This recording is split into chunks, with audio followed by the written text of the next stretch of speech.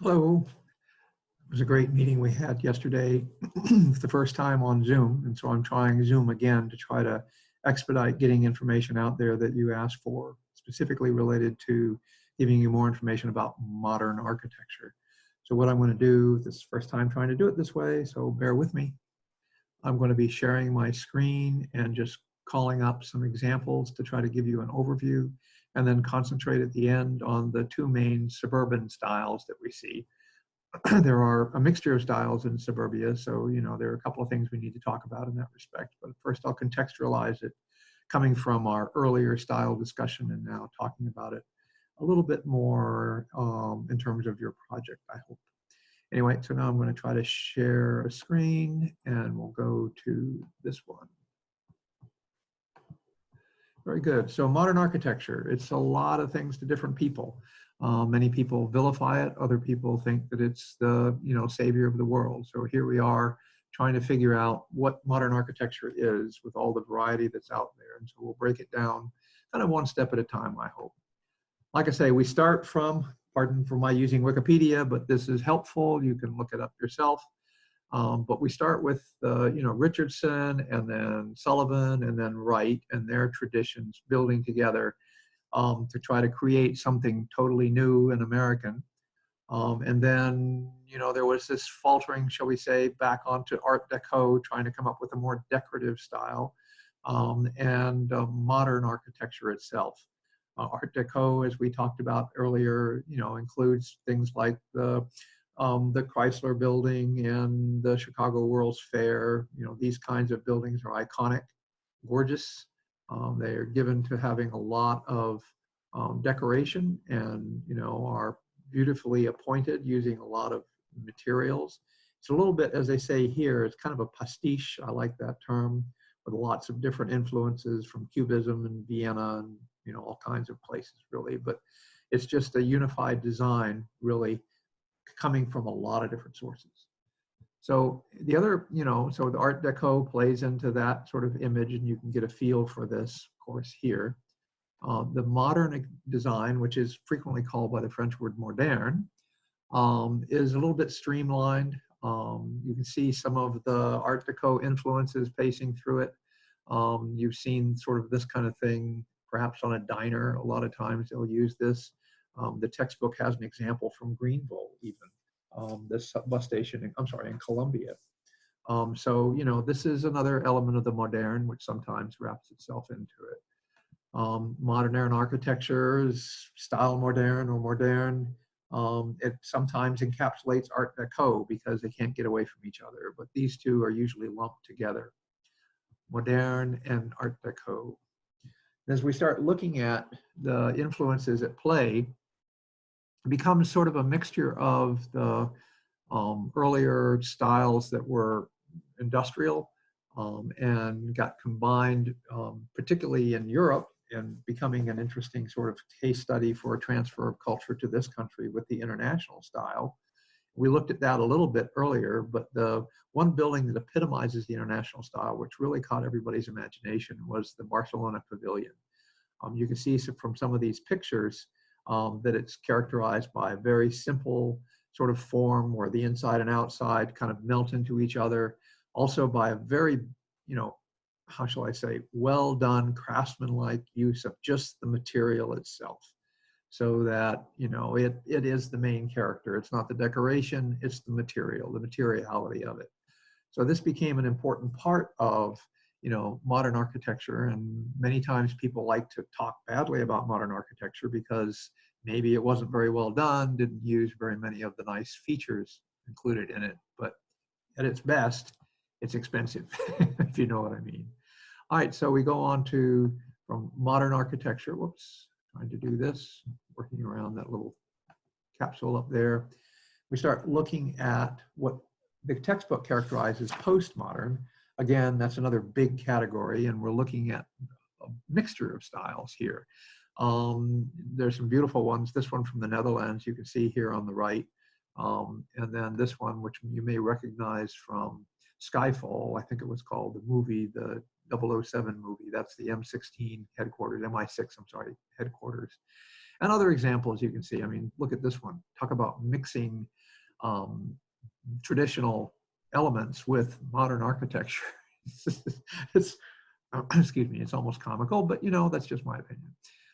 So postmodern architecture gets to be kind of wild, sometimes more subdued. For example, in this image here, and what you see is the kind of play of forms here that is both traditional and modern at the same time. And this is a very influential kind of style, especially at the University of Michigan and places like that, which teach classical architecture, but trying to develop a modern idiom around it. So it's called postmodern in this respect. Now, one thing about postmodern architecture that really bears talking about a little bit. Oh gosh, trying to do this. I need the next. There it is. Maybe I can sneak in there and get it. There it is. Okay. Is architecture that is postmodern, but without any references, or I should say modern, without any references to classical forms, and is really based on a new technology called computer-aided drafting. And this kind of computer modeling enabled designers to do things they've never been able to do before. Frank Gehry is one of the leading exponents here, and you can see, his work carefully arranged. The Los Angeles Art Museum, I mean, some of these I had never seen before, but I'm amazed. And you can see this kind of thing can only be done with very sophisticated modeling kind of equipment. This qualifies itself as a kind of modern architecture, but specifically putting it under sort of the design enabled by technology would also be a fair statement to say. We look at other elements that start to creep into it. So you have beginnings with more traditional and then moving into very much more contemporary, industrial, and then trying to back off and look at some earlier design ideas. And then with the advent of preservation and preservation movements, generally speaking, the whole idea of contextualism popped up. And what we find is that buildings are trying to be fitting in to the situation. Now, places like Savannah, for example, in the Savannah Historic District were kind of important in this respect because they developed design guidelines to try to help in the historic districts people to design. And so you would choose the scale or the mass or the texture or the building material or the setback or the kinds of landscape treatment as a way to show context, but then you were expected to improvise on the building itself and do something distinctly modern. So you have this kind of new idea, call it a stripped down version of postmodernism, but it's trying to be contextual. That's the main word that they're talking about, trying to be contextual. Trying to look at it in terms of being new, but also relating to the older things that are around it and paying attention to those things.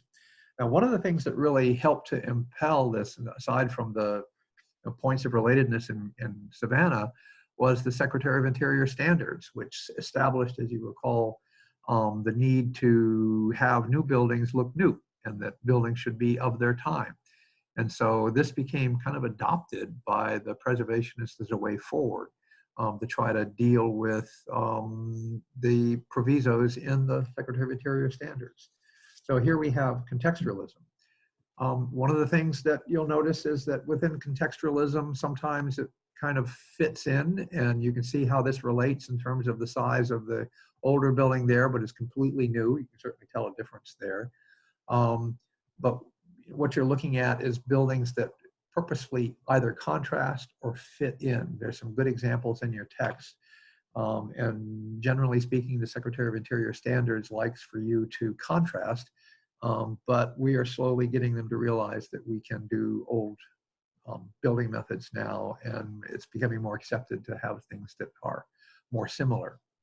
Which brings us to probably the most recent and Charleston-based example of modern architecture that almost ran amok here next to our campus when Clemson was proposing a design center there at the corner of Meeting and George.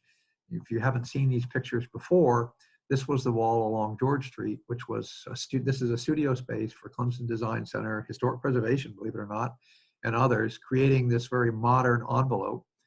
These openings were designed so that sun would come through in the wintertime and not come through in the summertime, very interestingly. And, you know, uses a lot of modern techniques, of course, but it was actually, you know, not very well received locally. Felt like it was not in the right place. And so interestingly enough, what Clemson ended up doing was locating in the old cigar factory. And actually now with the building exterior being obviously very, you know, contextual, the inside is very modern. They have the ability to do whatever they want to in that space, and it is really quite lovely. If you get a chance to visit it, I would recommend it. So context and trying to develop modern sort of methods and design statements within the context of the larger city, okay? So contextualism, very important part of the way we kind of see historic preservation, both as something modern, but also relating to something old. So those are the main elements that's in the textbook that I would want to point out. I suppose they also mention teardowns and facadism.